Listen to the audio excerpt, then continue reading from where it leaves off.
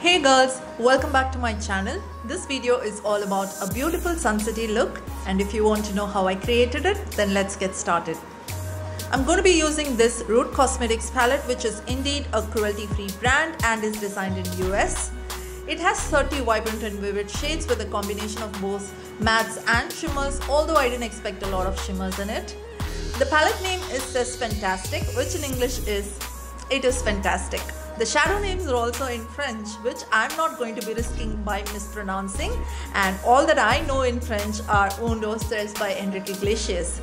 Having said that, I'm now creating a transition using the orangey shade, and I'm just trying to build it up to create that extra pigmentation, and we'll be blending it with a mix of other colors as well. I also taped the corner of my eye to create a well-defined winged look. The shades in this palette are really good, however, you need to build it up if you want a better color payoff. After doing that, I will be taking a lighter shade from the palette to blend the harsh edges on my transition, and then comes the time for me to pick yet another sunset shade, which is yellow, and you guys know that mixing up orange and yellow does create a perfect sunset vibe, right? And girls, I also want to let you all know that after I blended all the colors, the pigmentation went a lot lower than what I expected. So I had to create that depth and intensity on my crease line to lift up the look. So I went again to repeat the same steps so that I get a better color payoff. I'm sure you can now notice what I said in terms of the pigmentation.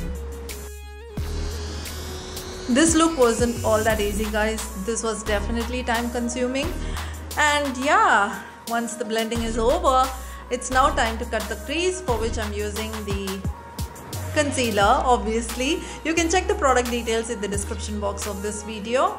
And after I cut the crease, I will be patting some compact powder on top of it in order to make everything look nice, so that it will be perfect for me to pack the other colors on my crease area.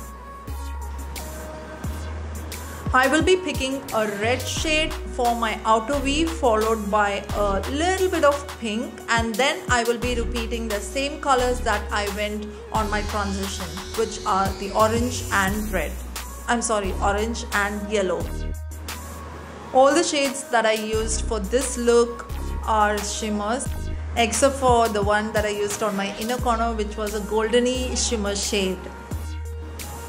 The red shade is especially one of my favorite from this palette, and to be honest, there are not much fall-offs from most of the shades that I used, and I think the palette definitely deserves a big thumbs up from my end.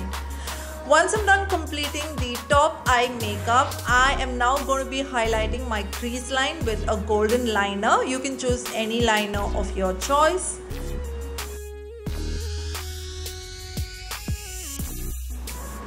After all these steps, I will be going in for my lower part of the eye, where I will be using the same shades that I used on my transition and also on my crease area.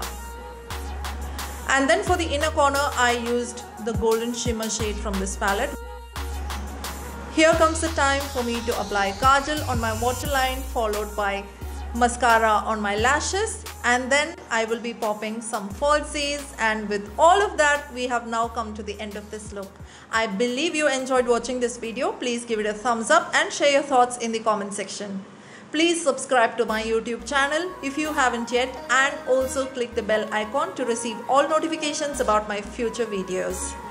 Thanks for watching. I shall soon see you in another video. Until then, bye.